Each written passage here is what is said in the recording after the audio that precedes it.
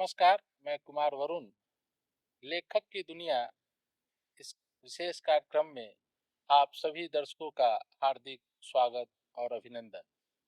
आज इस कार्यक्रम में हमारे साथ संजीदा कवि, समकालीन हिंदी कविता के सशक्त हस्ताक्षर, देश के कई साहित्यिक सम्मानों से प्रतिष्ठित, जिसमें कि पहल सम्मान, नागार्जुन सम्मान, फिराक गोरखपुरी सम्मान, गिरिजा कुमार माथुर सम्मान, बिहार राष्ट्र भाषा परिषद से सम्मानित कवि आलोक धनवा जी उपस्थित है। मैं आपका इस विशेष कार्यक्रम में स्वागत करता हूं, अभिनंदन करता हूं। आलोक धनवा जी की कविता की दुनिया रोज बदलती है। आलोक धनवा सूक्ष्म संवेदनाओं के कवि हैं, गहरे जीवन बोध के कवि हैं। इनकी कविता का वितान विपुल के साथ सघन भी है। कविता का जो आयतन है और इनके जीवन का आयतन कहीं न कहीं एक दूसरे से इस तरह गुथे हुए हैं कि आलोक धनवा और कविता एक दूसरे के पर्याय बन गए हैं। बिहार संगीत नाटक अकादमी के अध्यक्ष रह चुके हैं, महात्मा गांधी अंतर्राष्ट्रीय विश्वविद्यालय में राइटर्स इन रेजिडेंस भी रह चुके हैं और समकालीन कविता के सशक्त हस्ताक्षर होने के साथ ही सबसे लोकप्रिय कवि हैं युवाओं के बीच। आज इन्हीं कुछ इनकी रचना प्रक्रिया, कविता मन, इनके जीवन के अनुभवों को संदर्भ में हम लोग बातचीत करेंगे। आलोक धनवा जी, आप जीवन बोध के कवि और गहरे जीवन बोध को आप अपनी कविताओं में रेखांकित करते हैं और सूक्ष्म संवेदनाओं को भी आप अपनी कविताओं में लाते हैं। वह जीवन बोध आपकी जो रचना प्रक्रिया, काव्य की जो रचना प्रक्रिया रही, वह प्रक्रिया बचपन से ही रही है या फिर उसको आपने बाद में अध्ययन अध्यापन के दौरान आपने उसको अर्जित किया है? नहीं, ये तो शुरू से शुरू से रहा। शुरू से मतलब हम लोग गांव में पैदा हुए, जी जी जी गांव की पाठशाला में रहते थे जी जी और उस समय हिंदी का बहुत महत्व था। जी, आज भी है। हाँ, तो उस समय बिहार बहुत समृद्ध था। हम लोग बचपन से ही पढ़ते थे। राम वृक्ष बेनीपुरी जी की एक कविता थी, हमारे पाठ्यक्रम में भी थी, चलो देखें ललन भैया नदी में बाढ़ आई है। वाह। अद्भुत था। बाढ़ आई थी तब बाढ़ भी देखने जाते थे। इस पर लेकिन आपकी जीवन की जो रचना प्रक्रिया है, जी, जिन कवियों की आपने चर्चा की, क्या उन कवियों का प्रभाव आपके जीवन में बहुत गहरे रूप में जुड़ा है, इसीलिए उनके जीवन बोध को अपनी कविता में पिरो रहे हैं, या उससे अलग आपके बचपन से उस रचनात्मकता के इर्द गिर्द आप बने थे और आलोक धनवा कविता के लिए ही बने थे, ऐसा कुछ है क्या? नहीं, ये था कि हम लोग तो उस समय पढ़ते थे, जी जी तो ये दोहा बहुत होता था।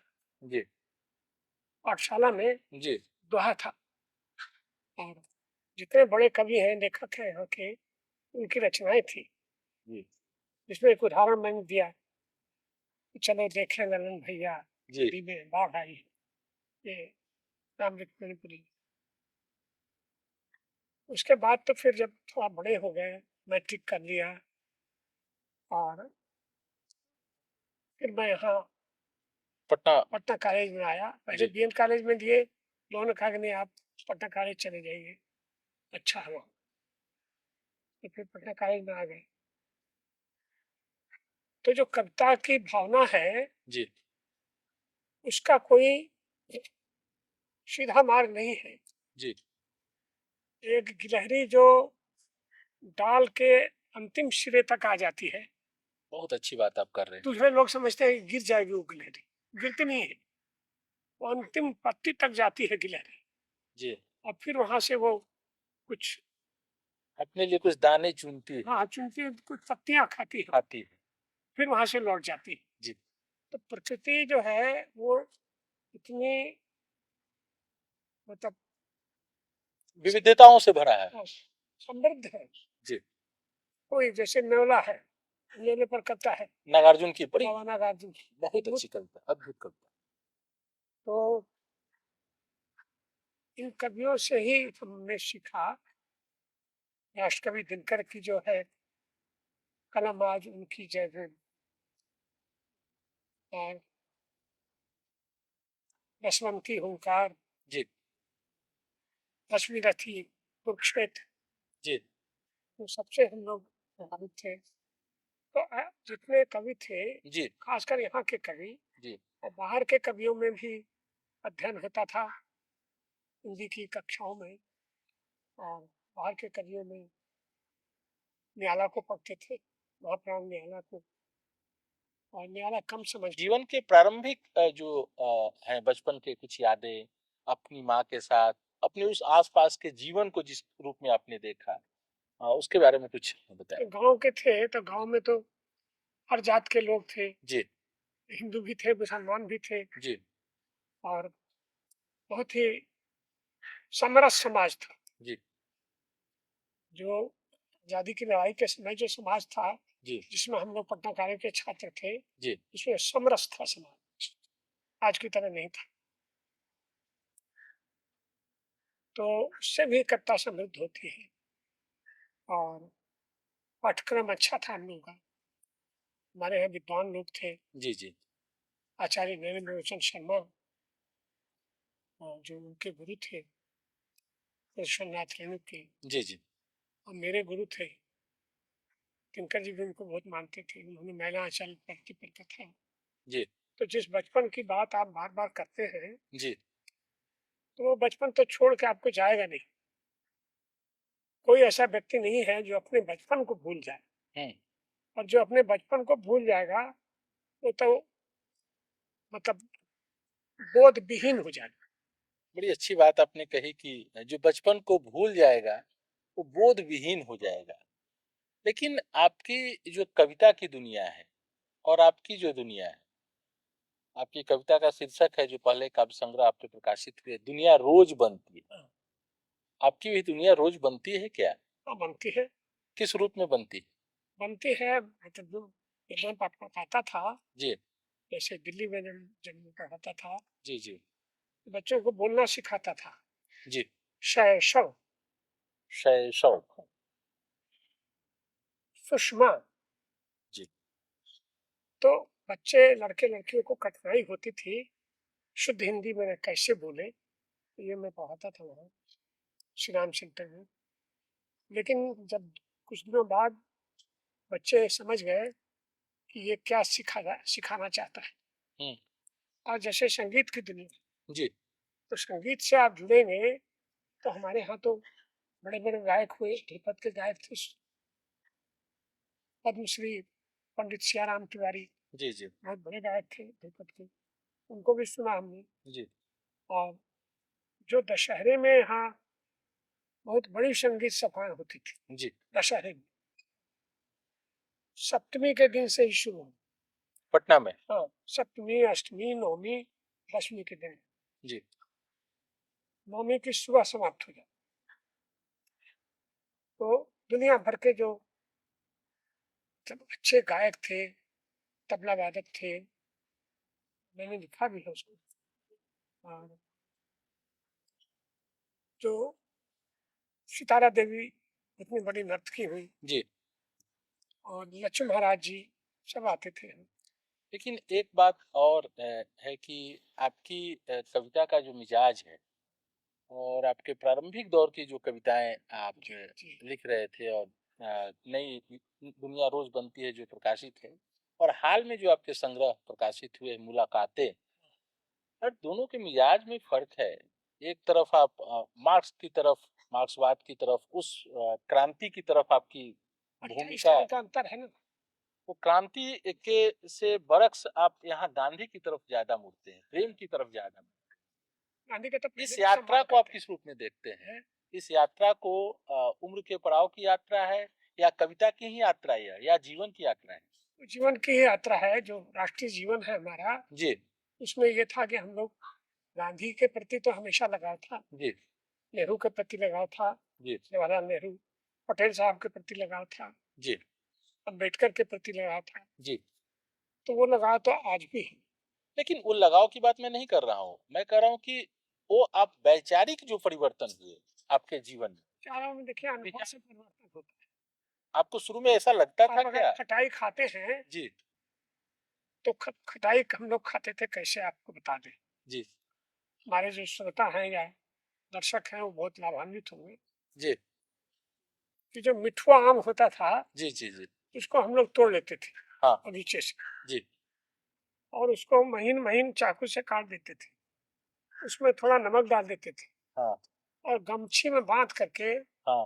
उसको घुमा देते थे, तो पानी भर जाता था उसमें। और थोड़ा थोड़ा जितने साथी हैं सब बाँट कर खा लेते। बांट के खाते थे। मंडली बहुत थी, आज की तरह नहीं था। पेड़ पौधे बहुत थे, आम के भी पेड़ बहुत ज्यादा थे, खिरनी के पेड़ थे, जी। बड़हर का पेड़ था, बड़हर। अब बड़हर कहीं दिखाई नहीं देता। नहीं कम लगभग गायब हो गए नहीं हैं। नहीं, लगभग गायब हुआ है। शरीफा, शरीफा भी नहीं दिखाई देता। आपकी कविताओं में इन पेड़ों की चर्चा है क्या? चर्चा है हमारे इसमें, ये जो पंकज चतुर्वेदी ने इंटरव्यू लिया। जी, जी। नहीं किताब आपकी कविताओं की बात मैं कर रहा हूँ। वो प्रकृति का जिन स्वरूप की चर्चा आप कर रहे हैं, उस चिंतन की चर्चा कर रहे हैं। वह चिंतन के फॉर्म में आई है या प्रकृति का सहज विकास है आपकी कविताओं में? ये प्रकृति तो रहेगी ना, आप गद्य लिखिए या पद्य लिखिए, जी। प्रकृति तो सब जगह रहेगी।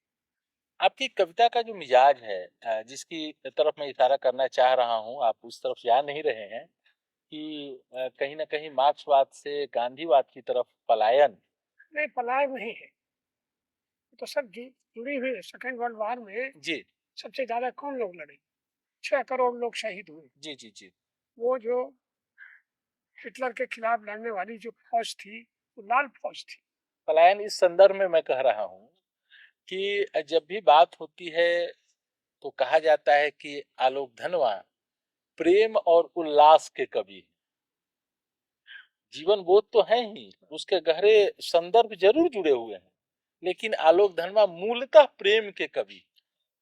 आपकी कविता है बारिश, मुलाकातें में उसमें आप लिखते हैं, बारिश एक राह है स्त्री तक जाने की। अद्भुत कविता है। तो प्रेम की यात्रा है, वो मार्क्स से क्रांति से प्रेम की तरफ, जहाँ वो दिनकर जिसमें बीच में भटकते रहते थे। मार्क्स जो खुद थे जी, वो भी पोइट्री के उतने ही बड़े जानकार थे। जी, और चूंकि एक ऐसी परिस्थिति आई जी, जी, जहाँ की अ, मार्क्सवाद में रुचि लोगों की घट गई, क्योंकि जो अ, ऐसे देश थे जिनकी इकोनॉमी जो है वो गड़बड़ हो गई उनसे। मुझे लगता है कि मार्क्सवाद में रुचि घटने के पीछे जो मूल वजह है कि दिन प्रतिदिन हमारा जो समाज है पहले से ज्यादा संश्लिष्ट होते जा रहा है। कॉम्प्लेक्स को और कॉम्प्लेक्स को समझने के लिए मार्क्स समाज में पूंजी और मनुष्य के बीच के जो भेद थे और उसके बीच जो संबंध थे उसको समझाने की कोशिश की। लेकिन मनुष्य के भीतर कितने मनुष्य हैं, उस मनुष्य की खोज की जो यात्रा है, हाँ, हाँ। वहाँ मार्क्स थोड़ा सा, इसीलिए आपकी भी यात्रा प्रेम की यात्रा, और प्रेम में हर चीज समाहित है। तो आप उसको किस रूप में देखते हैं? नहीं, मार्क्स मार्क्स का मतलब हिंसा नहीं है। मैंने देखिए, हिंसा की बात भी नहीं की, मैंने शोषण शोषण जो है, अर्थतंत्र की बात की हाँ, मैंने। शोषण विहीन समाज। हम्म। तो मार्क्स भी शोषण विहीन समाज चाहते थे, अम्बेडकर भी चाहते थे, जी, जी। और लोहिया भी चाहते थे शोषण जरूर, विहीन जरूर, समाज। जरूर। तो मेरा कॉन्सेप्ट ये है कि कभी जो बदलता है, हम्म। तो कभी तो नींद में भी उसको ऐसे स्वप्न आते हैं, हम्म। जो स्वप्न अगर याद रह जाए हम्म। तो उस पर वो नोट कर लेगा डायरी में, तो उससे कविता बन जाए। और कम लोग को ऐसा है, रात में 2 बजे तक जगते हैं, 3 जी, बजे तक। जी, जी, जी, जी। आप एक बात और है कि आपकी कविता और मुझे लगता है आपका मन बार-बार 1947 में भारत और पाकिस्तान का जो विभाजन हुआ, उस विभाजन में अटक सा गया है। अटक सा नहीं गया है, मैं उसको गलत मानता मैं गलत मानता हूँ मतलब वहाँ आप पहुँच जा रहे हैं, इतिहास के उन पन्नों को की तरफ आपकी नज़र पहुँच जा रही है और रुककर आप लोगों को, खासकर जो कविता समाज से जुड़ा हुआ लोग है, उसको सोचने पर विवश कर रहे हैं। यह विभाजन सही है या गलत आप लिखते हैं अपनी उसकी 2-4 पंक्तियाँ मैं सुना रहा हूँ। भारत के समाज में भारत के समाज में और पाकिस्तान के समाज में कितने-कितने लोग हैं, जिन्होंने आज तक कबूल नहीं किया इस विभाजन को। बिल्कुल। यह संदर्भ को आप किस रूप में देखते हैं? हम देखते हैं कि नहीं होना चाहिए था विभाजन। निरर्थक लड़ाई होती है। यह कविता तो बलराज साहनी तमाशानी पर लिखी गई है। लिखी गई है। हाँ, कोई नहीं चाहता। मम्मू में भी लिखी गई है। मम्मू एक फिल्म थी, जी, बहुत अच्छी। जी, जी, जी। मम्मू नहीं जाना चाहती थी पाकिस्तान, और इस तरह का माहौल है तो बंटवारा तो कोई रास्ता नहीं है। झूठी सारी सरहदें निदा फाजली कहते हैं। जी, जी, जी। तो अंतिम दिनों में जब वो जा रहे थे, बीमार थे बहुत, बॉम्बे में रहते थे, हिंदू महिला से शादी किए थे और घर में एक शिवाला था। जी, तो उस दिन उन्होंने हमारे मोबाइल पर लिखा कि झूठी सारी सरहदें, सरहदें, धोखा हर तकसीम, तकसीम में बंटवारा, बँटवारा। झूठी सारी सरहदें, धोखा हर तकसीम, दिल्ली से लाहौर तक कड़वे सारे नहीं। वाह! अद्भुत कविता है। हाँ, अब ये देखिए कितनी अच्छी बात उन्होंने लिखी। अगर ये पाकिस्तान से बंटवारा नहीं होता, हुँ। हिंदुस्तान, पाकिस्तान, बलूचिस्तान, जी, जी। ये सब जो सीमांत गांधी आते थे वहाँ से, और अब्दुल गफ्फार खान साहब आए, जी, जी। और तो ये स्थिति नहीं होती। ये स्थिति नहीं होती। दूसरी चीज ये कि इस चीज को यही समझना होगा हाँ, कि जो पैसे की कमी है, हाँ। अगर आप निर्धनता को दूर नहीं कर पाएंगे तो किताबें रखी रह जाएंगी। और एक बात और मेरे ज़हन में बलराज साहनी की बात की, निदा फ़ाज़ली की आपने बात की, तो मेरे ज़हन में एक बात और कौंध रही है। अपने समकालीन लेखकों पर लिखना, कवियों पर लिखना, कलाकारों पर लिखना, बड़ा जोखिम भरा कार्य है और जोखिम भरा दायित्व भी है। और मुझे लगता है कि आपने कवियों पर भी लिखा, बिल्कुल लिखा। आपने राजनेताओं पर भी लिखा, शमशेर जी पर लिखा आपने शमशेर पर लिखा, आपने है। बलराज साहनी रघुवीर साहब पर लिखा, आपने नेल्सन मंडेला पर लिखा, आपने ब्रूनो पर लिखा। व्यक्ति को कविता के केंद्र में लाने के पीछे वजह क्या थी?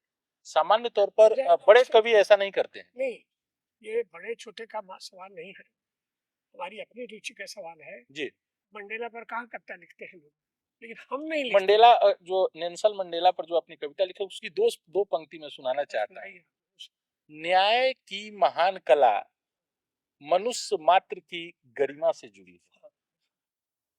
तो इसकी मतलब इस यात्रा, जो व्यक्ति की यात्रा से कविता की यात्रा को आप जोड़ कर रख रहे हैं, इसके पीछे आपके चिंतन में क्या चल रहा है? देखिए, मंडेला को 25 साल जेल में रखा, जरूर। और वहाँ जो माने रंग भेद था, जी, रंग भेद की जो लड़ाई थी, जी, कि अंग्रेज जो है, गोरे लोग जो हैं, जी, वो पसंद नहीं करते थे काले लोग, जी। बल्कि खुद महात्मा गांधी को जब ये चढ़ गए ऐसे डब्बे में रेल के, जिसमें कि पूछा कि तुम इसमें कैसे चढ़ गए, ये तो काले लोगों का नहीं है, और एक घुसा मार के। वो मानवीय गरिमा से वो ये चीजें जुड़ रही है उस कविता में मानवीय गरिमा हाँ, को महत्व ज्यादा देते हैं आप।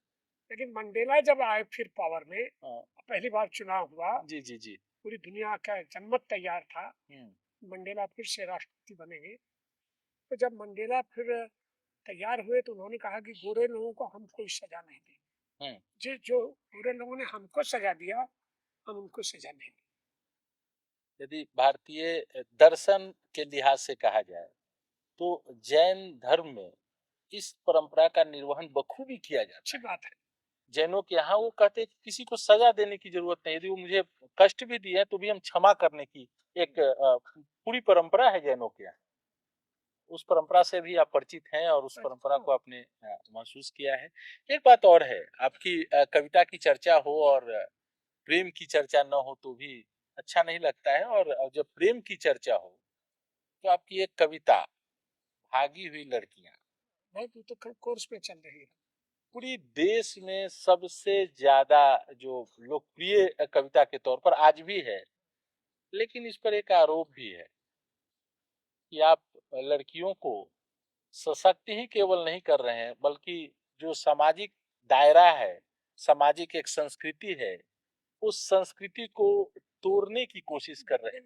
नहीं चाहिए। क्यों ऐसा लड़कियों के माध्यम से ही क्यों? तो वो चेतना क्यों जागृत कर रहे हैं? वो जब जंजीर तोड़ेगी ना लड़की, हाँ, ऐसे तो सारा पहले तो लड़की को पढ़ने नहीं दिया जाता था, हाँ, मैट्रिक भी नहीं करने दिया जाता था। हाँ। काम चलाओ पढ़ ला। पहले कुछ भी नहीं किया जाता। पैर मलिहा, पति के पैर मलना और बच्चा पैदा करना, ये काम था। लेकिन धीरे धीरे बड़े लोग आए, ज्योतिबा फुले आए, सावित्री बाई फुले आए। अच्छा, इन्होंने कहा कि नहीं, स्त्री पढ़ेगी। जी।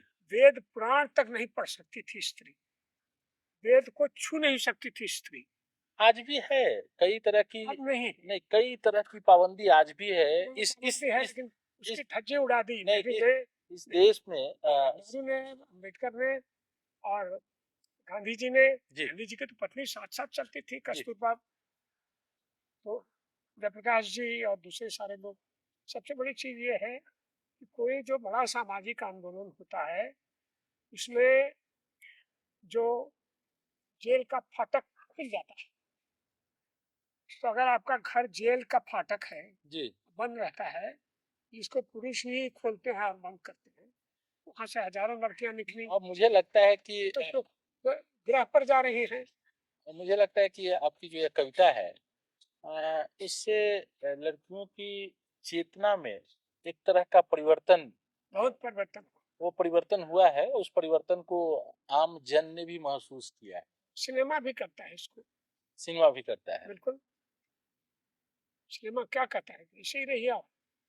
और देखिए आप खाइए, आप मैंने पति की। नहीं नहीं, ये तो बातें हैं ही, कई संदर्भ और भी हैं जिस पे बातचीत आपसे की जा सकती है, लेकिन एक लास्ट प्रश्न है अंतिम। गुरुदेव गुरुदेव रविन्द्रनाथ टैगोर, जी, जो हमारी आजादी के महान आदमी थे, जी, जी, और अजब शाह द्विवेदी उन्हीं के यहाँ रहे, जी, और उनसे बहुत कुछ सीखा उन्होंने। जी।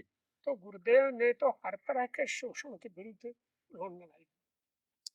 पहले उनकी एक तो कविता है, हाँ, दो पंक्ति में सुनाना चाहता हूँ। गुरुदेव की बात आप कर दिए तो, नई बहू, कविता का शीर्षक है नई बहू।